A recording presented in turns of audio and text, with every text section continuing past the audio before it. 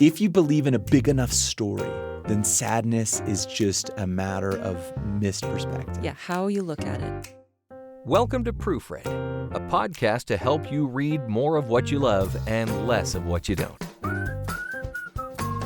Hello and welcome to Proofread. We are the podcast that tells you if you should read or skip a book. Yep. We're here to help you find the right name reads. of the game. Here's That's a book. Should I read or skip it? That's the name of the game. Okay, so my name is Kacy, and She's a nice lady. I'm a nice lady. I'm just a girl sitting next to a boy asking if he wants to read or skip. And that boy is Tyler. Hello? Tyler is here too. He's a Renaissance man. Renaissance man. He reads, he bikes, and he's raising three brilliant, vibrant children who also love to read. They're exuberant and they're wonderful. Welcome, listener, and welcome, Tyler. Thank you. Today we are doing a book called Everything Sad Is Untrue by Daniel Nayeri. Yeah, but in the author at the back Yes. calls it, this novel is based on my life. Yes, and it says Everything Sad Is Untrue. Yeah. But it is a true story. Yeah. So do not be confused. That's right. It came out in 2020. Yep. Okay. This is a memoir of an Iranian family, a boy and his sister and his mother, who come to the United States. Eventually, they land in Oklahoma as refugees from Iran. Yeah. Because the With boys stops at Dubai and Italy they along stop the at way. Dubai, and then they're in a refugee camp in Italy. So it's quite a journey. And the reason they have to leave Iran is that the mother becomes a Christian. And so she has like a fatwa on her head, and they're going to, kill her. Yeah. Because that's illegal. You Yeah. can't do that there. But they leave and they come to America, and it's the story of this little boy. Now, this is a young adult fiction, technically. I think they called it middle grade. Middle grade. Yeah. I feel like it's for everyone. I was surprised to hear that, actually. I was surprised, too, because I read it as just like a normal grown-up book.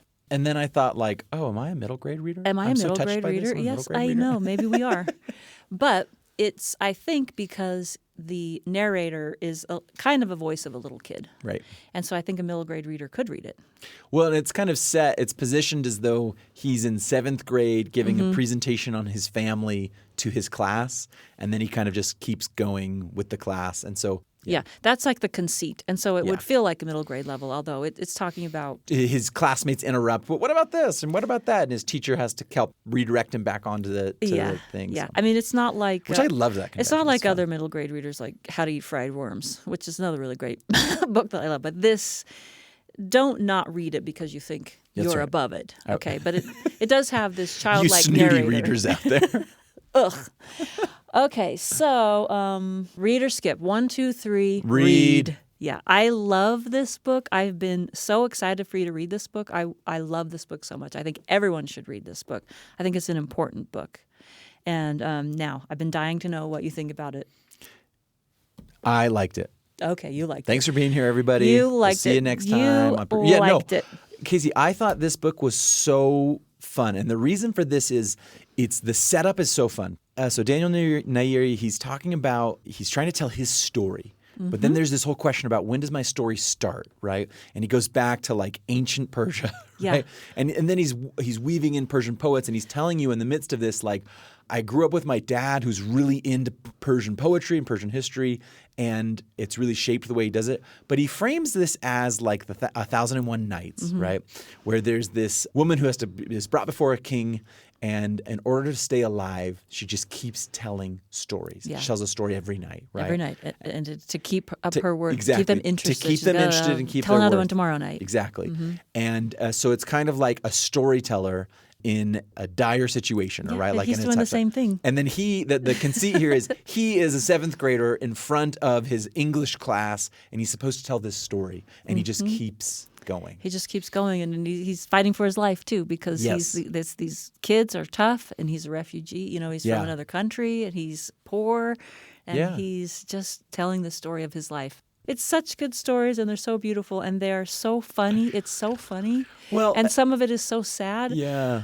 But And he can't. He comes out of it. He's looking back on it, and he's okay. the voice is just overwhelming from the start. He has other things that he's written, and I've not read them, but I am certain that they sound like this. Oh, yeah, they'd because have to. this is just this guy's voice. For me, this is a must-read book, and I love this book. I'm going to read some quotes, the quick version of this story is useless. Let's agree to have a complicated conversation. If you give me your attention, I know it's valuable. I promise I won't waste it with some poor me tale of immigrant woe. I don't want your pity.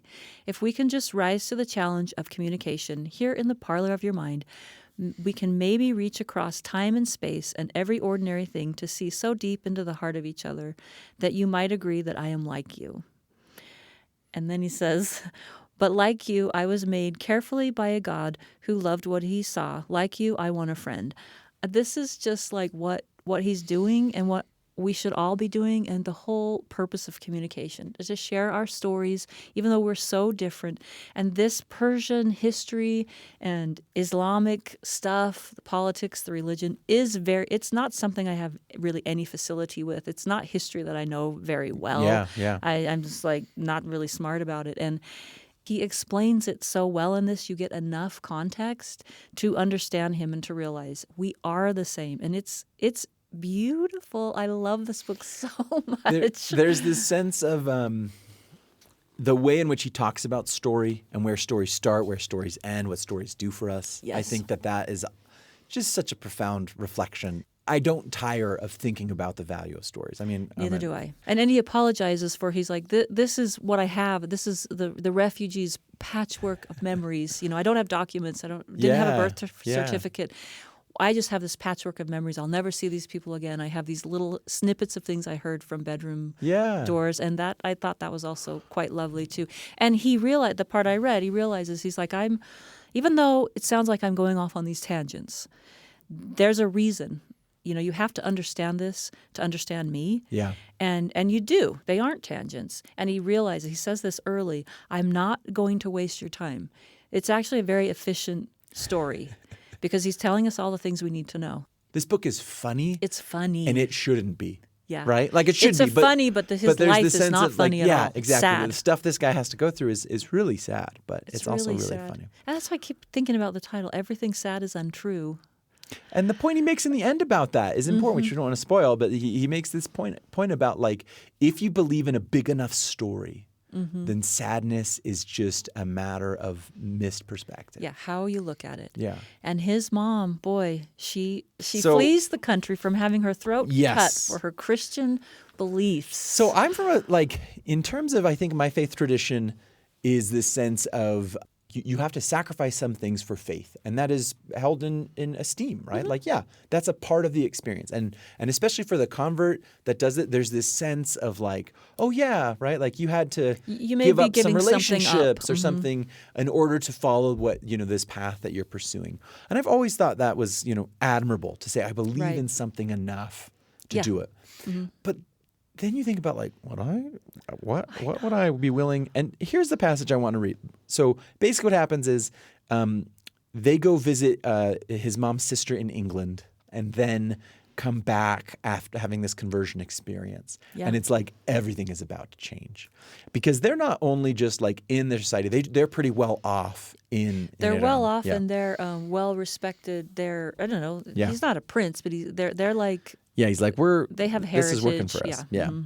And so he's telling this story, and he says, when I tell the story in Oklahoma, this is the part where the grown-ups always interrupt me. They say, okay, but why did she convert, meaning your mom?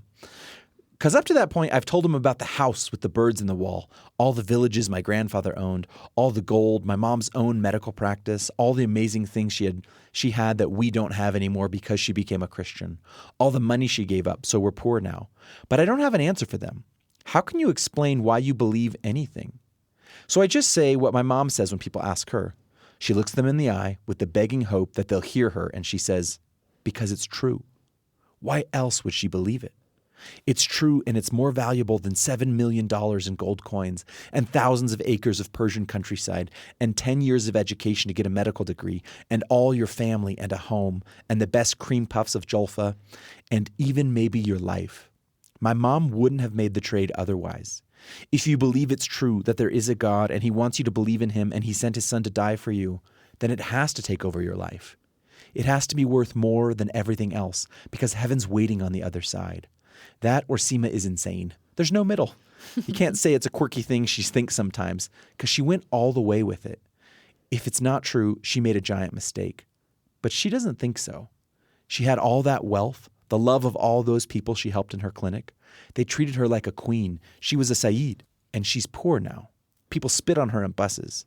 She's a refugee in places people hate refugees, with a husband who hits harder than a second-degree black belt because he's a third-degree black belt. And she'll tell you, it's worth it. Jesus is better. It's true. We can keep talking about it, keep grinding our teeth on why Seema converted, since it turned the fate of everybody in the story. It's why we're hiding in Oklahoma. We can wonder and question and disagree. You can be certain she's dead wrong, but you can't make Seema agree with you. It's true. Christ has died. Christ is risen. Christ will come again. This whole story hinges on it. Seema, who was such a fierce Muslim that she marched for the revolution, who studied the Quran the way very few people do, read the Bible, and knew in her heart that it was true. And there's this sense of just that experience on a human level of developing a conviction in something, right? And just going all in on it and then pursuing it and seeing the fruits of it even when no one else sees those fruits. Yeah. And it's a scary thing. Like, that's terrifying It's on one hand. terrifying, and she's just such a boss. I admire her so much. I know, and he talks about, like, she's got a PhD, an MA, she's a or doctor. multiple master's Yeah. degrees, and a medical degree. And she moves to Oklahoma, and they don't leave it. recognize any of that. Yeah. And they're like, "Who's your doctor?" And she's like, "I'm his doctor." And they're like, "No, you're not." And then she's going to night classes at the University of Oklahoma Yeah, and she's because cleaning, she's- she's a custodian at the hospital. while she's going to night classes to try to get someone to recognize her medical experience. Yeah. It says so many important things about the life of an immigration story, which, we all are, and family history, and the choices you make for your beliefs. I just think this book is so beautiful, and I love it. Well, Kacy, what shelf do you think this belongs on? This is a must-read shelf. Okay. And I think you are a better person if you read this. I think this does something important to you if you read it. There are pleasant ways to spend the day, books that are delightful and you liked it. Most books are like that. But this one I think is pretty important. I think everyone should read it. But it's also pleasant and delightful. It's such a pleasure, too. It's important and pleasant. Yeah, it's not a slog. Like, you got to learn everything in this, like a textbook And I wasn't or something. bummed out It's at the just end. wonderful. And it's uplifting and it's beautiful. And I think he's a believer, too. He seems to think that what she did was, it's crazy, this incredible sacrifice. They were poor, and most of it fell on him and, his sister. Not most of it, but definitely the brunt of it. But he seems to see things like her. This goes on what I would call my Aunt Yumi shelf, right? Aunt Yumi. Yes, Tell me more. Aunt Yumi. So my wife's aunt is Yumari. We all call her Yumi. And she is a lover of all things stories, right? And the stories we tell ourselves, and relationships and community, right? And kind of just like, I like, if she sits down to watch a movie with her husband, they watch a documentary about monarch butterflies, right? Like just like beautiful things, a lover of beautiful things and connections with people. And when I read this, I was like, if Aunt Yumi hasn't read this already, this is going to be one of her favorite books, just because it's a sense about stories about the way that we're connected to each other. And here's the thing, I think, about the significance and value of everyone's life. Yes. And that's the whole point here, is that this guy gets removed from everything that made him important, and he gets placed in a totally different context. And this is about the significance and value of his life, even as people don't see it. That's the shelf I would put this on. It's a great book. Content warning, it talks about hard things like domestic abuse. Yeah. But, it's not a painful read. It's a beautiful read. You read it, and even though these hard things happen, it's very uplifting, and it's not a feel-good read, but it doesn't feel bad to read I think that's the really important to hard clarify. things that they go through. Because the way the mom is and the way he is telling the story and linking it to all these other things, it redeems everything in their life. And so it's wonderful to read. It's not a hard... So there is like mention of drug use, there's mention of domestic abuse, there's, and violence and racism, but it's not described in explicit detail. And it is not discouraging, although he's talking But about there are hard things that I think about, like the kid who shot a paperclip into another kid's neck on the bus using a rubber band. Oh, and it's just, yeah. That guy's bus ride sounded rough. Bus ride sounded terrible. Kids can be mean. Yeah. Kids can be cruel. But overall, I think it's a really enriching story. It's very enriching. And it was so readable. It's so readable. It's so great. Yeah, I'd give this a strong read. Strong read. Strong read, friends. Okay, Daniel Nayeri, you've been proofread. Proofread. I just literally got this text. Hey, I just finished Everything Sad Is Untrue, and I loved it so much, and then I saw you talking about it on the podcast Instagram page. It's the best. Proofread is a production of BYU Radio and is produced by Jeff Simpson with help from Erica Price, Becca Hurley, and Lisa Valentine Clark. Find us on YouTube at Proofread Podcast for video clips and more. And please follow us on Instagram and Facebook. Thanks for spending your time with us today, and happy reading.